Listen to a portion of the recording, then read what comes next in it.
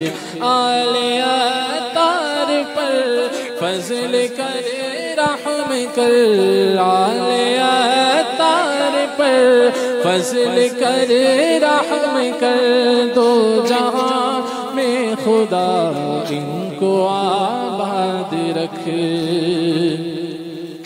ہم نہ چھوڑیں گے تیرا در مرشد، ہم نہ چھوڑیں گے تیرا در مرشد، ہم پہ رکھنا سدا نظر مرشد، تیرے اس باغ کی بہاروں کو، تیرے اس باغ کی بہاروں کو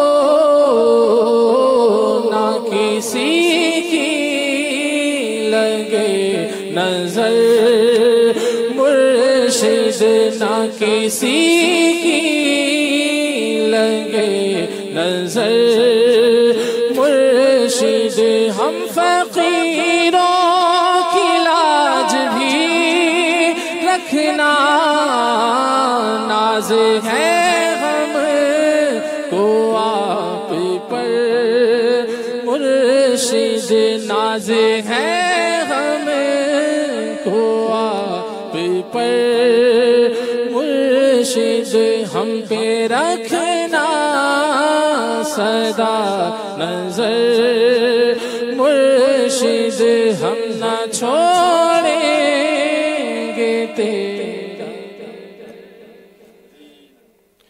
صلو علی الحبیب صلی اللہ تعالی علی محمد۔ میٹھے میٹھے اسلام بھائیوں، مدنی چینل کے ناظرین، الحمدللہ الحمدللہ الحمدللہ، اللہ تعالیٰ کے کروڑ کروڑ احسان کے آج کے اس سلسلے میں ہماری حاضری ہوئی، ہمیں شرکت کی سعادت ملی، اور الحمدللہ امیر اہل سنت نے کل ہی ڈھیروں ڈھیر دعاؤں سے نوازا، اور آج اللہ کی رحمت سے مزید اتنی برکتیں ملی، تو یہ صدقہ نصیب ہوا ہمیں امیر معاویہ رضی اللہ تعالیٰ عنہ کا۔ اللہ تعالیٰ ان کے مظاہر فائز الانوار پر اپنی کروڑہ رحمتیں نازل فرمائے، اور ہم کو، ہماری نسلوں کو اللہ تعالیٰ ان کی برکتوں سے مالا مال فرمائے۔ حضرت امیر معاویہ رضی اللہ تعالیٰ عنہ یہ ہمارے پیارے نبی صلی اللہ علیہ وآلہ وسلم کے رشتہ داروں میں سے ہیں، اور صحابی ابن صحابی، آپ بھی صحابی، اور آپ کے والد حضرت ابو سفیان رضی اللہ تعالیٰ عنہ یہ بھی صحابی تھے، اور بڑے جلیل القدر سلطان اسلام کاتب وحی رضی اللہ تعالیٰ عنہ آپ کے القابات ہیں۔ تو اللہ تعالیٰ ان کی برکتوں سے ہم سب کو مالا مال فرمائے، اور ابھی انشاءاللہ آپ کے سوالات بھی ہم ممکنہ صورت میں اس کو شامل کریں گے، اور اسی طرح تاثرات بھی آپ کے ہوں گے، اور الحمدللہ کچھ ہی دیر میں مفتی صاحب بھی ہمیں جوائن کریں گے، تو مفتی صاحب سے بھی ہم اس معاملے میں انشاءاللہ کچھ مدنی پھول حاصل کریں گے۔ سیدنا امیر معاویہ رضی اللہ تعالیٰ عنہ آپ کی صورت و سیرت کے حوالے سے، آپ کی بڑی سیرت پہ بڑی پیاری کتاب مکتبۃ المدینہ نے شائع کی ہے، فیضان امیر معاویہ رضی اللہ تعالیٰ عنہ۔ تو لکھا ہے کہ سیدنا امیر معاویہ رضی اللہ تعالیٰ عنہ دراز قامت تھے، یعنی آپ کا جو قد مبارک تھا دراز تھا، اور آپ رضی اللہ تعالیٰ عنہ کا رنگ سفید و خوبصورت، اور شخصیت روبدار تھی، سر اور داڑھی مبارک میں مہندی لگایا کرتے تھے۔ آپ رضی اللہ تعالیٰ عنہ حلیم و بردبار، باوقار، مالدار، اور لوگوں میں سردار تھے، کرم فرمانے والے، اور باہر صورت انصاف قائم کرنے والے تھے۔ اور حضرت سیدنا ابو الحسن علی بن محمد جزری رحمۃ اللہ تعالیٰ علیہ فرماتے ہیں کہ سیدنا امیر معاویہ رضی اللہ تعالیٰ عنہ بہت خوبصورت گورے رنگ والے تھے۔ امیر المومنین سیدنا عمر فاروق اعظم رضی اللہ تعالیٰ عنہ فرمایا کرتے تھے کہ معاویہ عرب کے کسریٰ ہیں، تو فارس یعنی ایران کے بادشاہ کو کسریٰ کہتے ہیں۔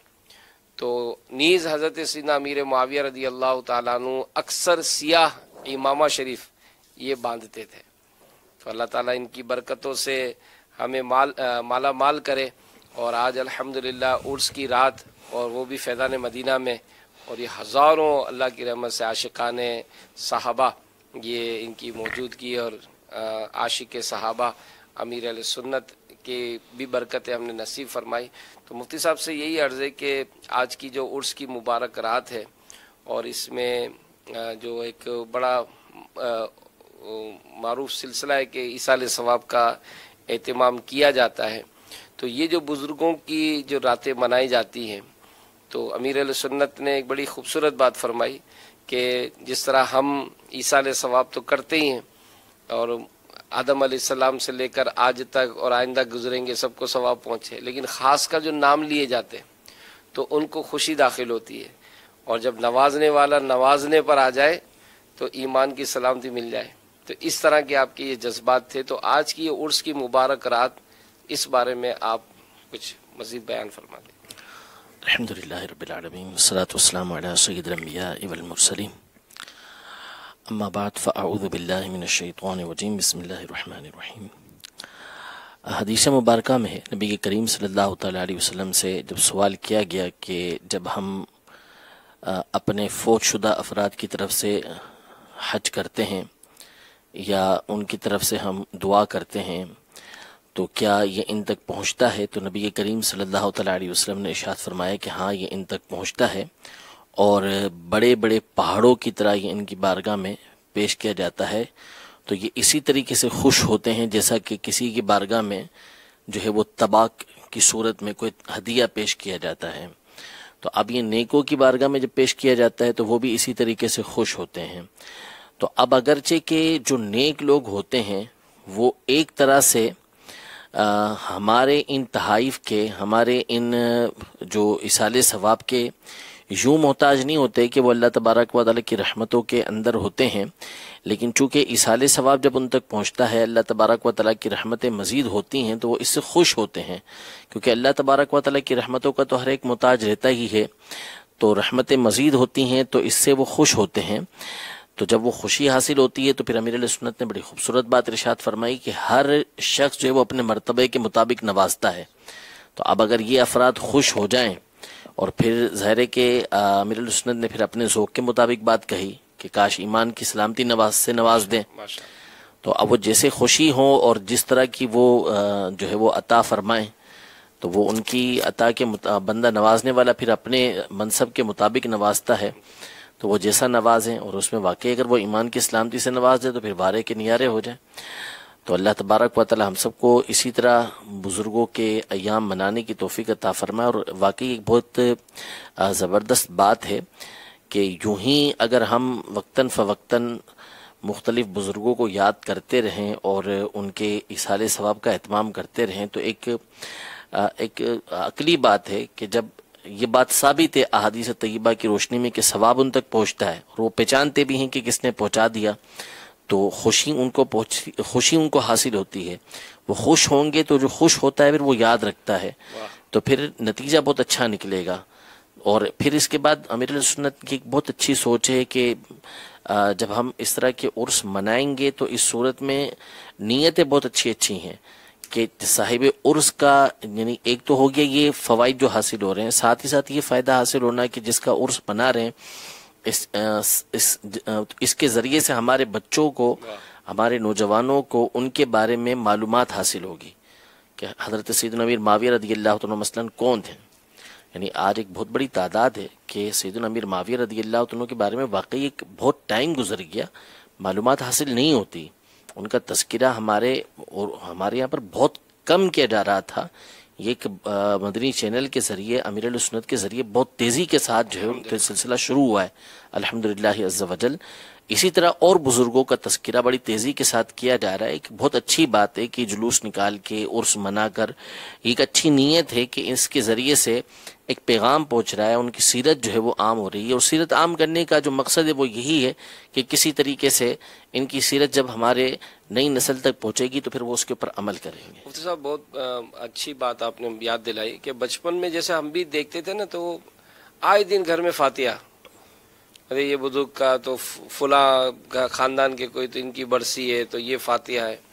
تو میں نے نگران شورا سے بھی اس دن عرض کیا تھا کہ بعض ایسے معاملات گھروں میں دیکھیں شروع سے ہی کہ وہ فاتحہ کا طریقہ، جیسے آج ہمارے حافظ اشفاق صاحب نے جو تلاوت کیا، تو یہ عام طور پر جن کے گھروں میں اہتمام ہونا، تو یہ فاتحہ عموماً بچوں کو یاد ہوتا ہے جی، درود تاج شریف کا جو ورد ہوتا تھا تو وہ یاد ہو گیا۔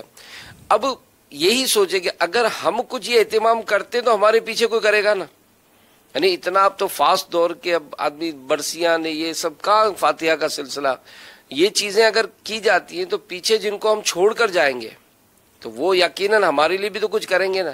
اگر کوئی کسی اپنے والد صاحب کی قبر پر اپنے بچوں کو لے جاتا ہے کہ بیٹا یہ آپ کے دادا کی قبر ہے، فاتحہ کا طریقہ اور وہ سارا ایصال ثواب کا ایک سلسلہ بنائے، تو وہ ظاہر ہے وہ بھی آئیں گے، ورنہ اب آج کل کے دور میں کہاں فرصت ہے کہ مطلب کوئی اس طرح سے اپنا ٹائم نکالے کہ رہے۔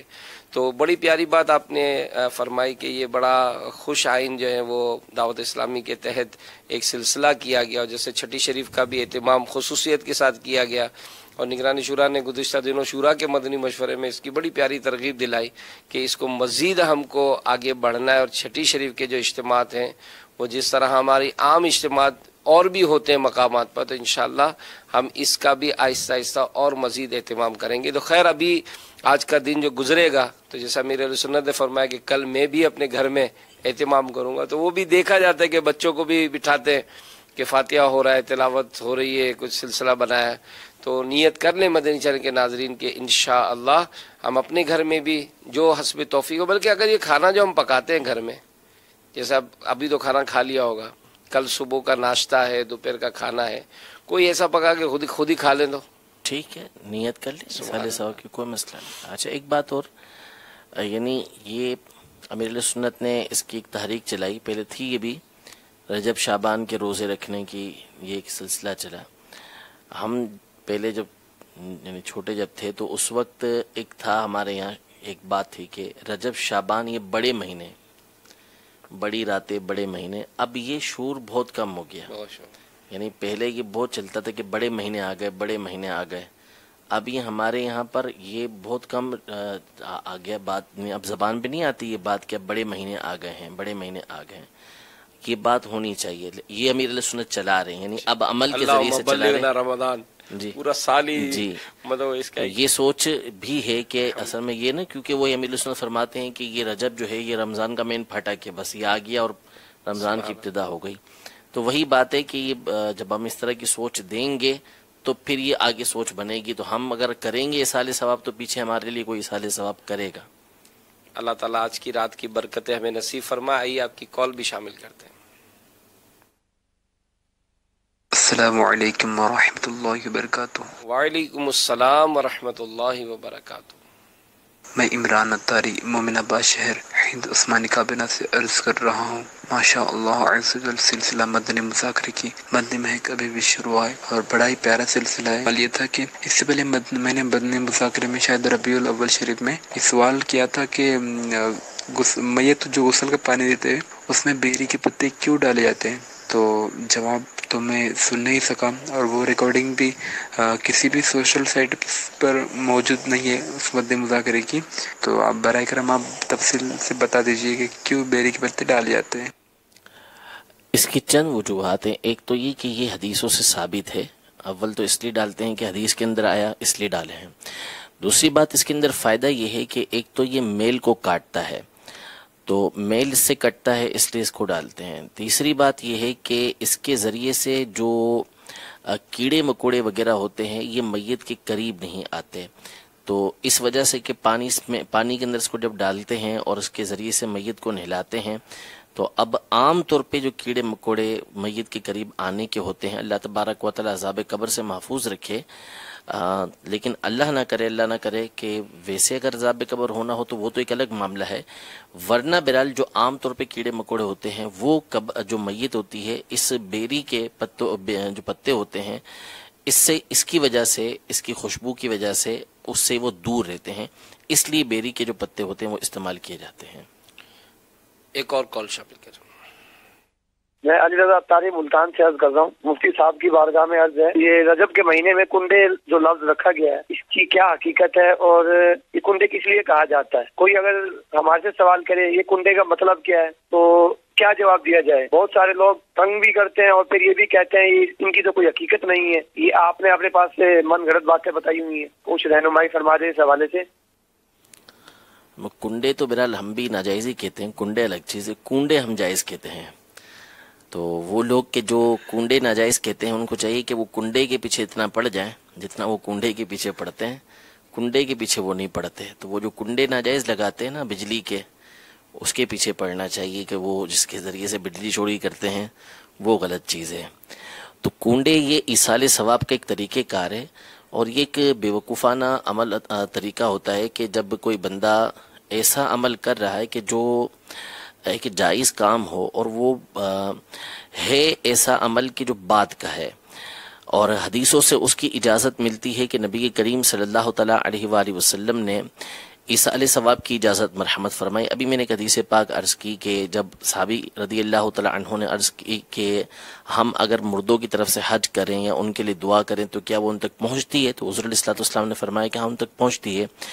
تو جب حدیث پاک کے اندر موجود ہے، اسی طرح نبی کریم صلی اللہ تعالیٰ علیہ وآلہ وسلم نے سے جب حضرت سعد رضی اللہ تعالیٰ عنہ نے اپنی والدہ کے لیے پوچھا کہ وہ انتقال کر گئیں تو میں ان کے لیے کیا کروں، تو حضور علیہ الصلوۃ والسلام نے ان کے لیے فرمایا کہ ان کے لیے کنواں کھدوا دو.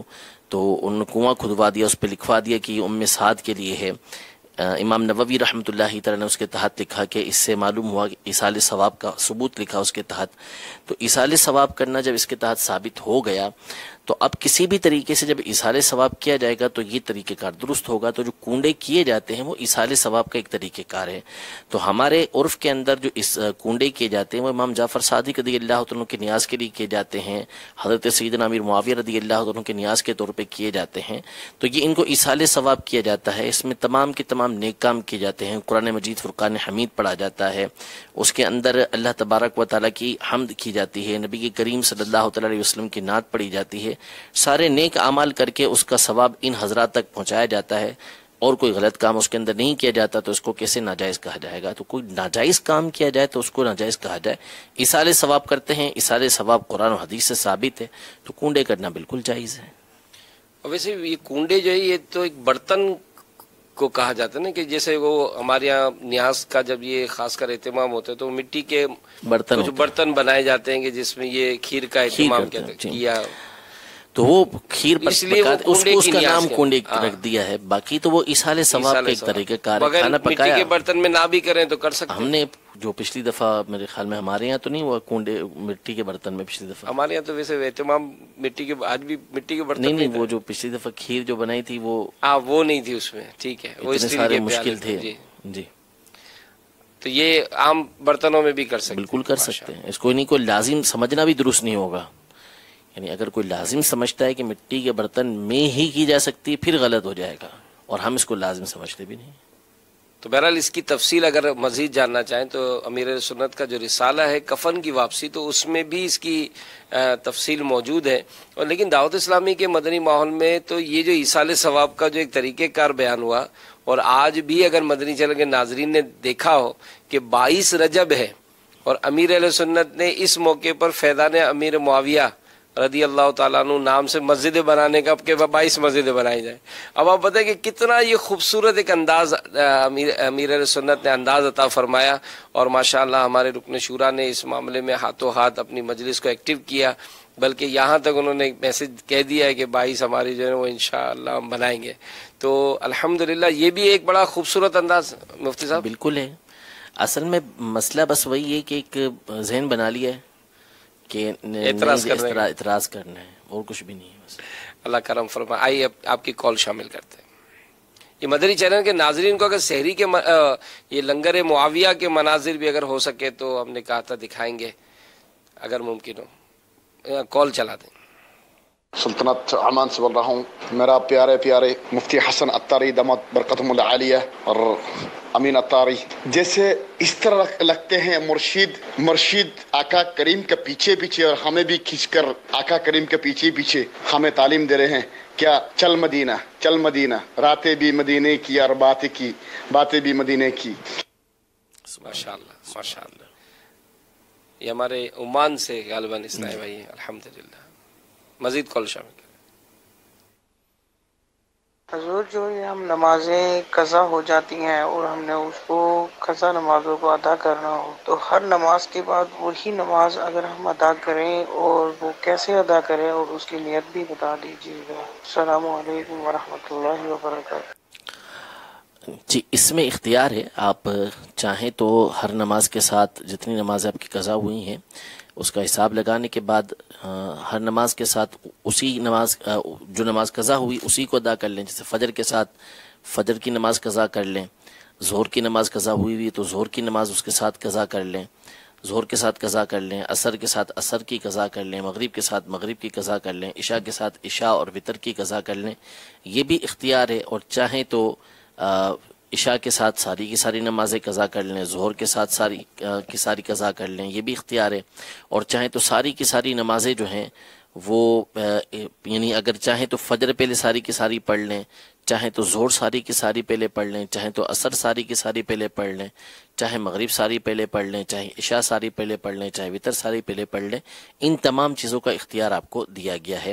نیت اس کے اندر یہ کریں گے کہ اس میں چونکہ متعین کرنا ہوتا ہے کہ کون سی آپ قضا کر رہے ہیں، تو آسان طریقہ کار یہ ہے کہ اس میں یہ نیت کریں کہ میری جو سب سے پہلے مثلاً ظہر قضا ہوئی تھی اسے ادا کر رہا ہوں، سب سے پہلے عشاء جو قضا ہوئی تھی وہ ادا کر رہا ہوں، یا سب سے آخری جو عشاء قضا ہوئی تھی، سب سے آخری جو ظہر قضا ہوئی تھی وہ ادا کر رہا ہوں، اس انداز میں نیت کریں۔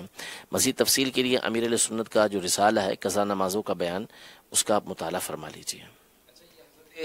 سعد رضی اللہ تعالیٰ نے اپنے والدہ کے لیے جو کنویں کا جو آپ نے بیان فرمایا، تو یہ کنویں پہ لکھوایا ہے یا کہا کہ یہ کنویں پر ہے؟ یہ کہا تھا اس کو کیا علی ام سعد، حد علی ام سعد، یہ ام سعد کے لیے ہے۔ ماشاءاللہ۔ اچھا، کالز۔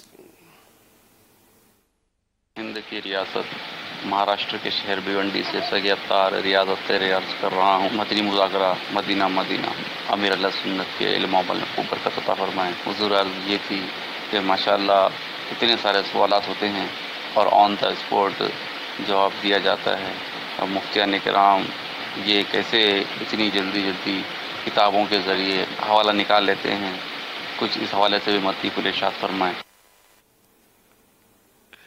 اس میں تو اپنی اپنی فیلڈ ہوتی ہے، بہت ساری چیزیں ہوتی ہیں کہ وہ بندہ جب اس سے تعلق رکھتا ہے، مسلسل وابستہ رہتا ہے، تو پھر اس کے لیے بہت ساری چیزیں آسان ہو جاتی ہیں، اس کے لیے مشکل نہیں رہتی۔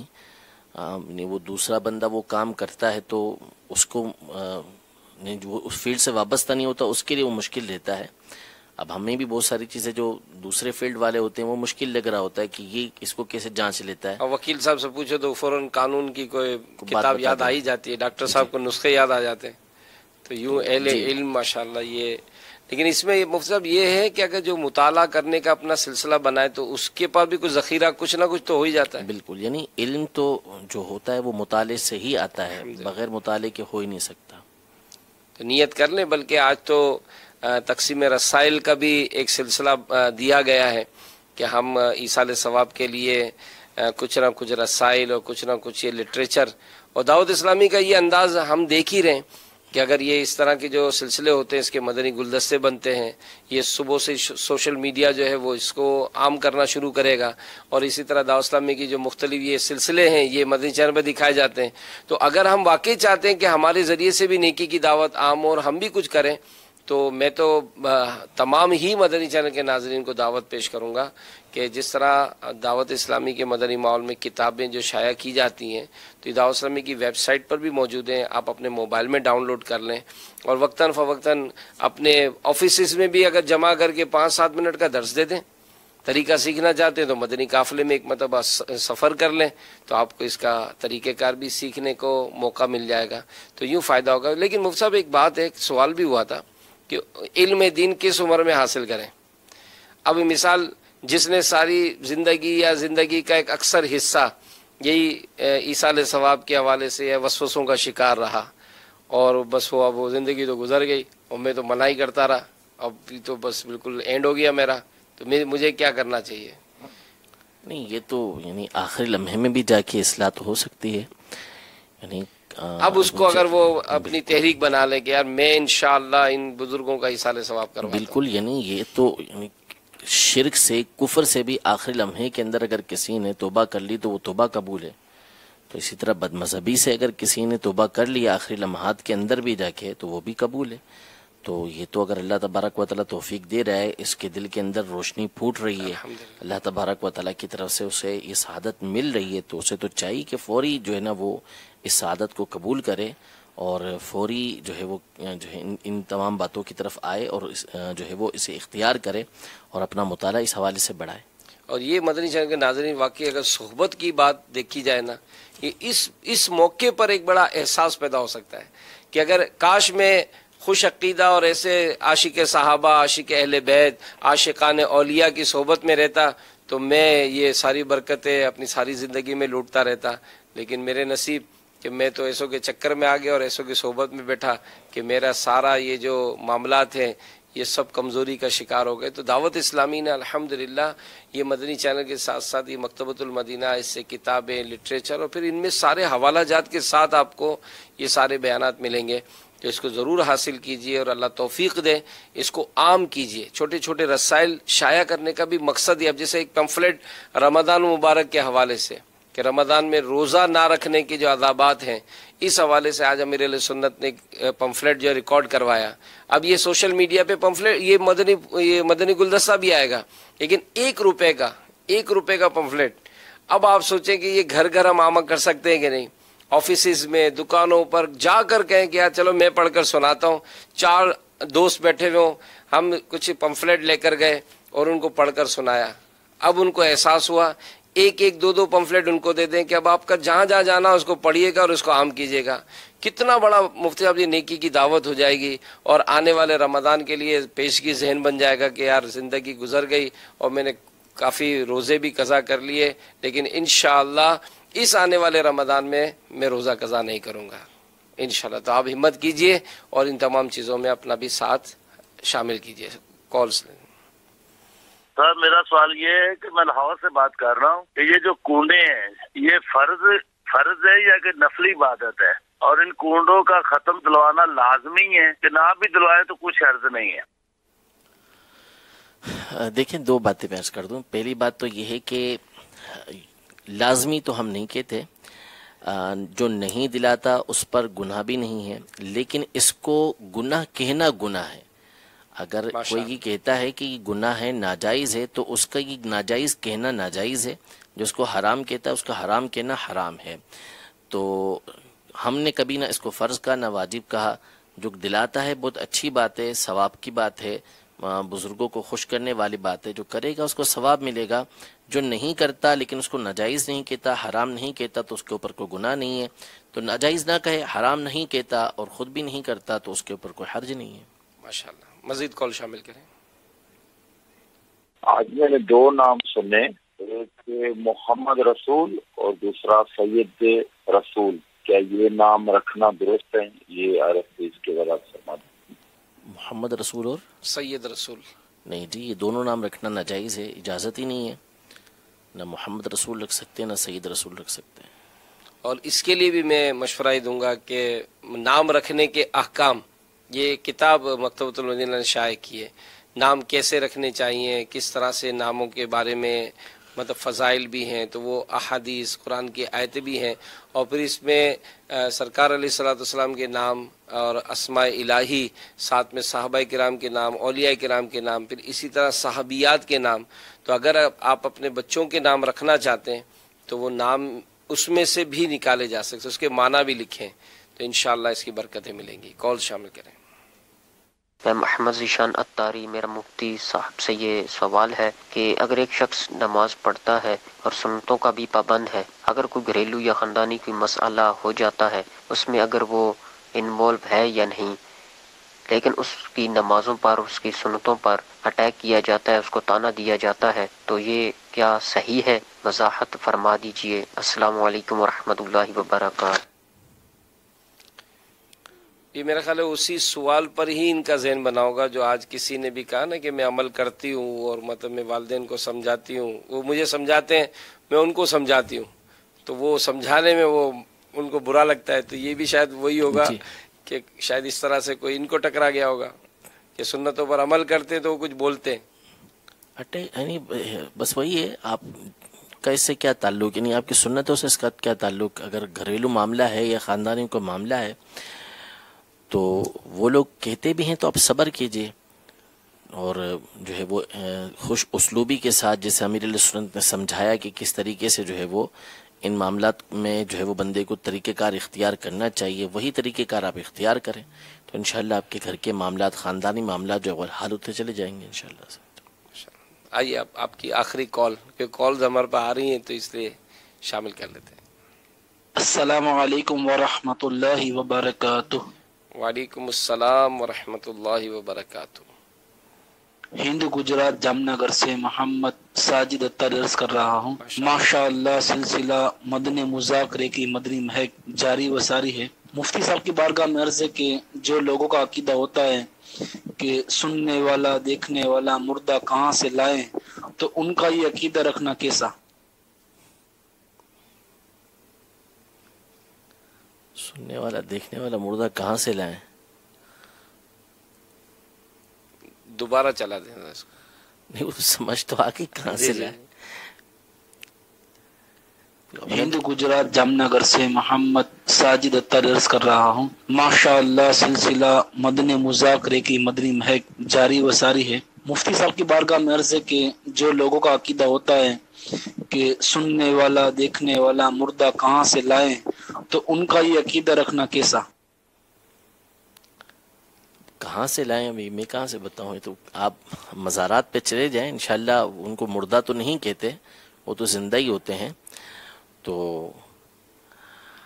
مردہ وہ اس اعتبار سے جو قبر کے اندر، قبرستان کے اندر جو افراد ہوتے ہیں وہ ان کو مردہ اس اعتبار سے کہتے ہیں کہ ان کا انتقال ہو چکا ہوتا ہے، ورنہ سننے کی اور دیکھنے کی جو قوت ہوتی ہے وہ بنسبت دوسروں کے بڑھ چکی ہوتی ہے۔ نبی کریم صلی اللہ تعالی علیہ وآلہ وسلم بدر کے دن جب کفار کو قتل کر دیا گیا اور قلیب بدر یعنی جو بدر کے کنویں کے اندر ڈال دیا گیا، تیسرے دن آپ جب کنویں پر پہنچے اور آپ نے کنویں پر پہنچ کے کفار کے بڑوں بڑوں کو پکار کے کہا کہ ہم نے تو وہ چیز پا لی کہ جو ہمارے رب نے وعدہ کیا تھا اس کو سچا پا لیا، تو تم نے بھی اس کو سچا پایا جو تمہارے رب نے وعدہ کیا تھا، یعنی تصدیق کی ان سے۔